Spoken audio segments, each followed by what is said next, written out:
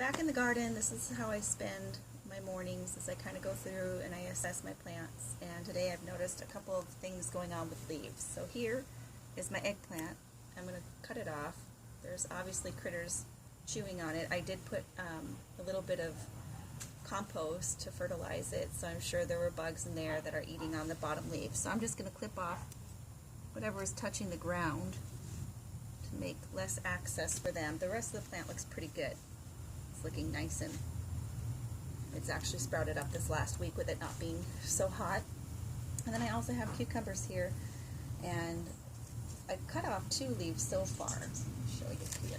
Oh, on the wrong side, but I'm going vertical with this because it's been easy. As you can see, the fruits just hang down, and as I go, if I see a lot of damage to the leaves, I'll cut them off, because you need the leaves for the chlorophyll to give the energy and the food to the plant. But also at the same time, you don't want the energy focused on the hurting and suffering part of the leaf versus putting into food here. So I'll just cut things off that I think. And they also are little umbrellas. What I've noticed is it's so cool how plants have that in their DNA, that they're just shading these fruits. The fruits don't get scorched by the sun. So it's really neat how the viney plants work. So that's what I'm going to do. I'll show you one more thing. I do have some powdery mildew on my zucchini, which is totally common. Sometimes it's from the watering, which I'm assuming from this. It hasn't spread too far, so I'm happy. Your zucchini will have marbled looking leaves sometimes anyways, but this is definitely, you can see it looks like baby powder was on here.